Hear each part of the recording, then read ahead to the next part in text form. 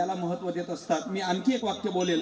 अख्खं जग इमारतीच्या उंचीचं वर्णन करते, पण त्या इमारतीला विचारा तू महत्व कशाला देते.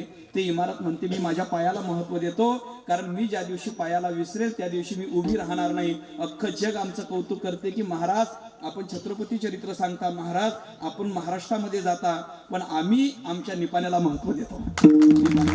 आम्हाला माहिती आहे आमचा पाया निपाणा आहे आणि गुरुवर्य श्री यशवंतजी महाराज हे आमचे गुरु आहे आणि विठ्ठल महाराजांकडे सुद्धा आम्ही शिक्षण घेतलेलं आहे. विठ्ठला विठ्ठला वेळ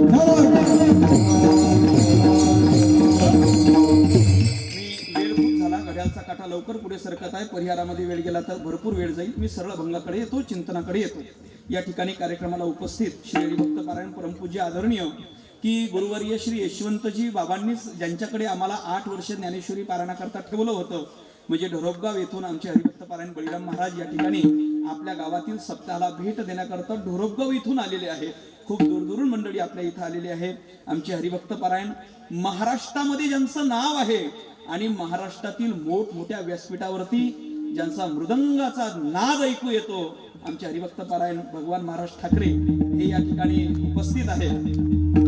हे या ठिकाणी उपस्थित आहे आणि आमच्या निपाण्याच्या संस्थेतील सगळ्यात लाडकी विद्यार्थी आमचे ज्ञानोबा माऊली, आम्ही त्यांना ज्ञानोबा माऊली म्हणतो, माऊली या ठिकाणी उपस्थित आहेत. आमचे हरिभक्त पारायण वसंत महाराज असतील, देवचंद भाऊ असतील, हरिभक्त पारायण आमचे या ठिकाणी राहुड येथून आलेले आमचे विठ्ठल भाऊ असतील आणि पंचक्रोशीतील सर्व आमचे दादा या ठिकाणी उपस्थित आहेत.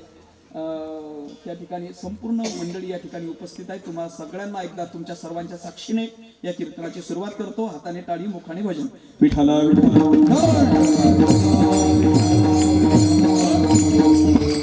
सेवेकरता निवडलेला अभंग श्रीमंत श्री जगद्गुरु तुकाराम महाराज यांचा 4 चरणाचा अभंग आहे. या अभंगाच्या माध्यमातून जगद्गुरु तुकाराम महाराज भगवान विष्णूच्या महापूजेचं स्वरूप महाराज सांगतात. महाराज अभंगाच्या पहिल्या चरणामध्ये म्हणतात, सेवकाने स्वामीची प्रामाणिकपणे सेवा करणे ही सेवकाकडून घडणारी भगवान विष्णूची महापूजा आहे. शिष्याने गुरुविषयी अंतकरणामध्ये निस्सीम भाव ठेवणे ही शिष्याकडून घडणारी भगवान विष्णूची महापूजा आहे. मुलाने पितृवचनाचं पालन करणे ही मुलाकडून घडणारी भगवान विष्णूची महापूजा आहे. पत्नीने मनोभावे पतीची सेवा करणे ही पत्नीकडून घडणारी भगवान विष्णूची महापूजा आहे. वाणीने सत्य बोलणे आणि दुसऱ्याच्या दुःखाने दुःखी होणे हेही भगवान विष्णूची महापूजा आहे. आणि महाराज अभंगाच्या शेवटच्या चरणामध्ये म्हणतात, हे सर्व करताना तुम्ही एक मनाचा पक्का निश्चय करा आणि मग त्या निश्चयाच्या बळाने तुम्हाला तेच फळ मिळेल. कोणतं फळ मिळेल? जे एका भगवत भक्ताने भगवान विष्णूची महापूजा केल्यानंतर त्या भक्ताला जे फळ मिळेल तेच फळ सेवकाला मिळेल, शिष्याला मिळेल, मुलाला मिळेल, पत्नीला मिळेल, सत्य बोलणाऱ्याला आणि दुसऱ्याच्या दुःखाने दुःखी होणाऱ्याला तेच फळ मिळेल. हेची विष्णूची महापूजा.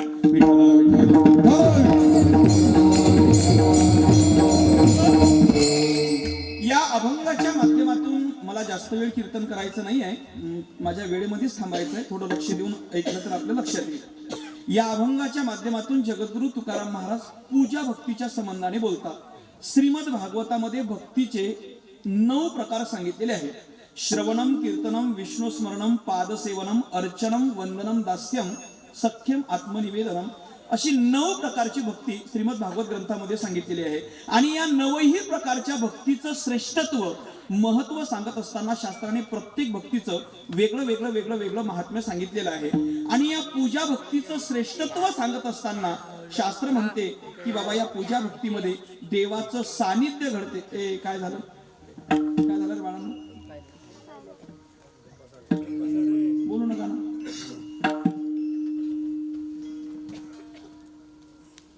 कोणाला उठायचं असेल तर आताच बाजूला बसा.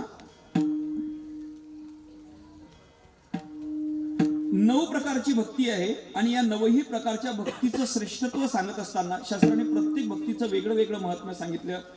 आणि या पूजा भक्तीचं महत्व सांगत असताना शास्त्र म्हणते या पूजा भक्तीमध्ये देवाचं सानिध्य घडते हे या भक्तीचं विशेष आहे. आणि ऐका, देवाचं सानिध्य मग ज्याही गोष्टीला घडेल, मग जगात ती गोष्ट सजीव असो का निर्जीव असो, जगामध्ये त्या गोष्टीला महत्व प्राप्त होते. काही तुम्ही पहा ना, काही गोष्टीची संगती घडली की त्या गोष्टीचं महत्व वाढत असते आणि काही गोष्टीच्या संगतीनं महत्व घटत असते. ज्ञानोबा जगद्गुरु तुकोबाराय उदाहरण देतात, ढेकणाच्या संगे जो भंगला कुसंगे नाडीला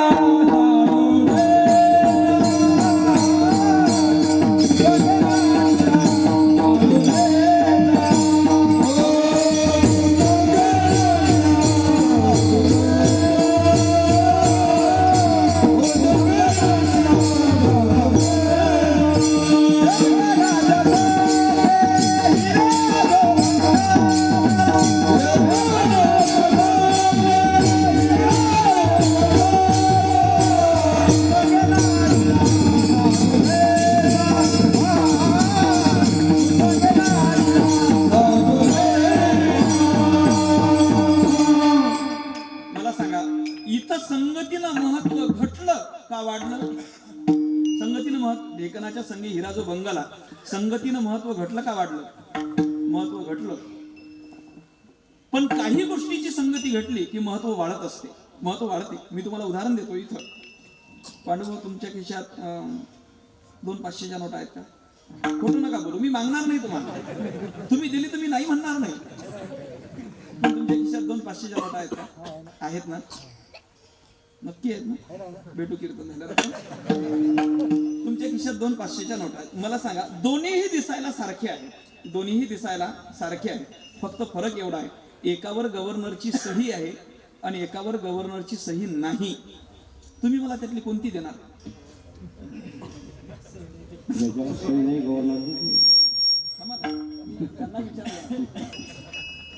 तुम्ही मला कोणती देणार? मी ज्यांना विचार कोणी कोणती देणार?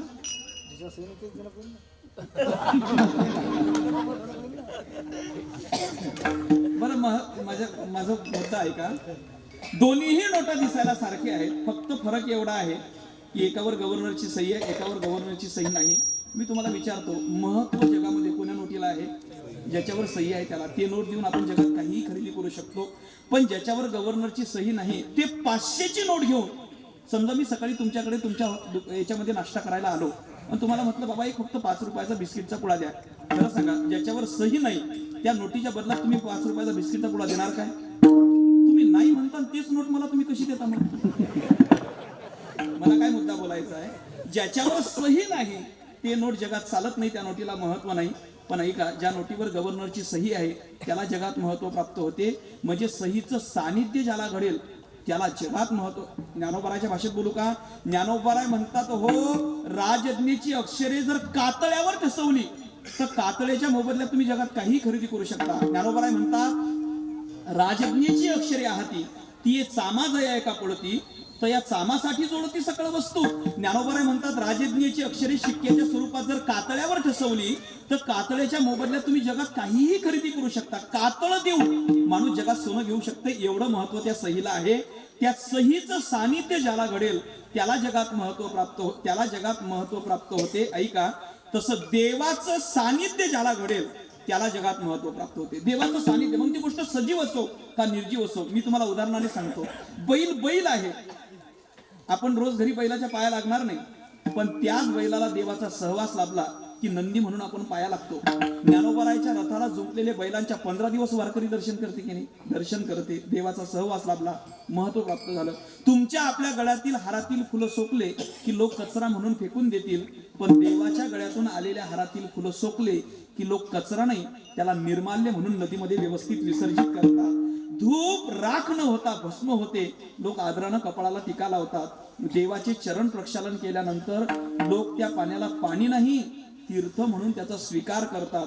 सामान्य माणूस देवाच्या जवळ राहिला तरी लोक भक्त म्हणून त्याच्या पाया पडतात. जी पावलं संसाराच्या वाटेला लागतात त्या पावलांची सेवा कदाचित स्वतःचा मुलगाही करणार नाही, पण जी पावलं पंढरीच्या वाटेला लागतात त्या पावलांची सेवा करायला अख्खं जग आदरानं समोर येते. म्हणजे देवाचं सानिध्य ज्याला घडेल त्याला जगात महत्व प्राप्त होते. आणि ते देवाचं सानिध्य या पूजा भक्तीमध्ये घडते, म्हणून पूजा भक्ती महत्वाची.